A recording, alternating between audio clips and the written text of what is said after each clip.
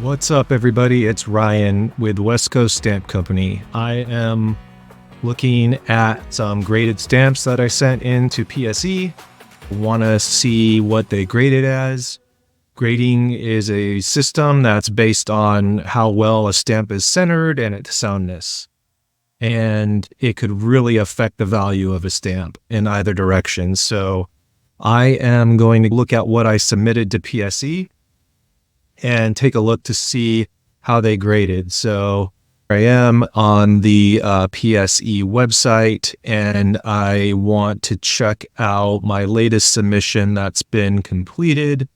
I'll click here, and here we have a list of the stamps that I sent in. Let's take a look at these. First one is a 319. Unfortunately, I was hoping this was going to be the really expensive 2-cent coil. The stamp is so rare, it's worth $1 million. This came back as a altered stamp. It says, is genuine, unused, OG hinged, original gum. Vertical pair from a booklet with a natural straight edge at the left. So that's over here. And the perforations trimmed at the right. It was pretty common to fake these coils. They would get booklet pane examples that had a nice natural straight edge, and then trim the opposite side to make it look like one of the more rare coil varieties of the issue. So no luck on this one. Hopefully we have some better luck on some of these others. All right, the next one is a C28. Looks like we got a grade of 98 on this guy. That is nicely centered. You can see that the margins are very even. Superb 98. That's a great score. 100 is better, but we'll take a 98. Let's see on the PSE SMQ website how much this stamp is actually worth. We can see at a grade of 98 that it is worth $175 SMQ value. I find that I can usually get around 80% SMQ, maybe 70 to 80, depending on what it is. Obviously, some issues can go all the way up to the full value. Others could be well below that, like graded and perforate stamps. So we'll take 175 on this one. All right, what's next? Next, we've got E7 graded 90, again, never hinged. So let's take a look at this E7. This is a popular issue.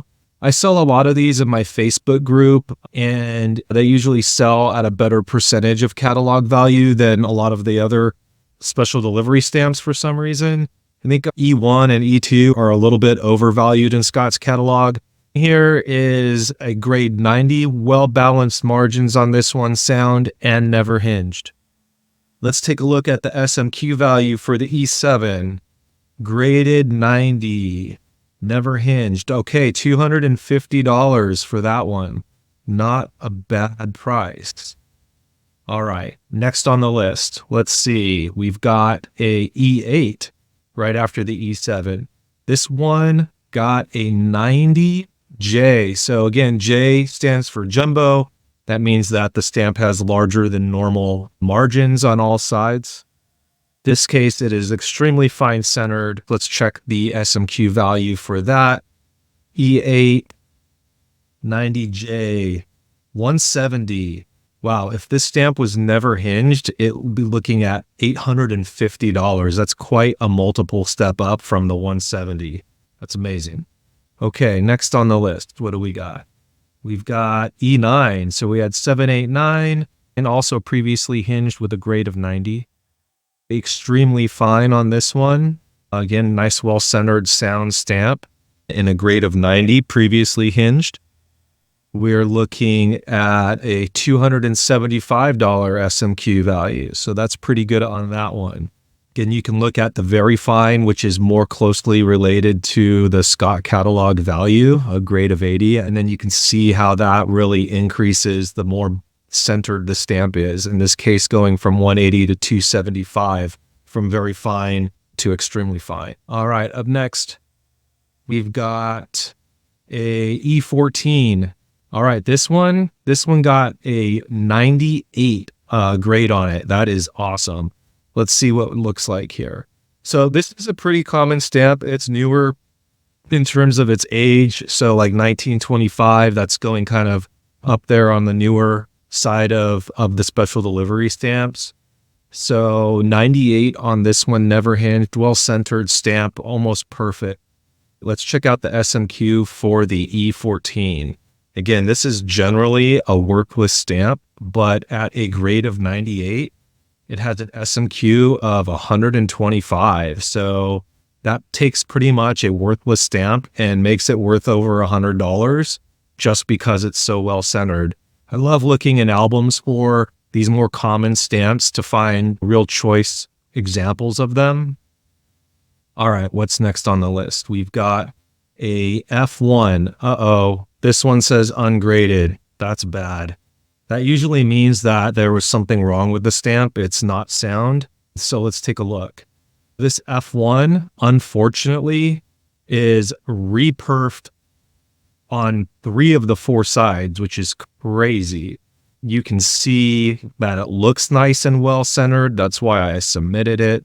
I did have a feeling this one might not be sound because it does have very small margins. So unfortunately, with the faults of being reperforated, this stamp is not graded. All right, what's next? J55A 95. Let's take a look. So this one got a 95. It's a nice looking stamp, very well centered, sound, and previously hinged. Let's take a look at the J55A in grade 95. So that one surprisingly has no value for the grade of 95. You can see what the 90 grade is, $85. This usually means that there's just not enough sales data for PSE to include a value here. I would probably reference maybe the Scott catalog to see if there is a extremely fine to superb value for this stamp. If not, then I'll usually see what the multiple is in terms of how much more value the 90 is to the 85, and then maybe apply that percentage to the 90 to get an average value, or look in this case at the 90 to 95 for never hinged, and then apply the same value to that. All right, next on the list is an O123. This is the $1 postal savings official. This was nicely centered, so I submitted it. Came back as sound in a grade of 90. Let's check out the SMQ value on this one. And we've got a 90. Wow, this one is worth $400. It goes from 200 at a grade 80, very fine, up to 400 for a grade of 90. All right, next on the list, we have a Q10. Q10, also previously hinged. This one looks like it is well centered. It is graded a 90, so it's extremely fine and sound. Let's take a look at the SMQ value for Q10. Q10 in the grade of 90 hinged. That one's 365, also pretty good value going up from 235 from the hinged value. Let's take a look now at our last one. Okay, our last one is a Q11, also ungraded. Wah, wah. Okay, let's see what happened here on the 75-cent parcel post. Okay, so this one's saying that it's reperforated at the top and reperforated at the right. Now, sometimes I don't necessarily agree with how the certificate comes back. I've had a couple instances where I felt that it was not a reperfed side, and I submitted it to a different expertising service, and they were in agreement that it was not reperfed. So it doesn't hurt sometimes to get a second opinion, especially if it's going to be a super valuable stamp, or you can't really take a look at what they had said the fault was and confirm it yourself. So in this case, it did not get a grade. That's it for today, looking at everything that I submitted to PSD. I have a couple other orders that were also submitted the same day, some also submitted in June, and those obviously are not ready to look at yet. So I'll keep doing these videos if you guys think that they're interesting. Let's take a look to see what our total value is. $1,845. Not too bad. Make sure to subscribe to see more stamp collecting videos just like this.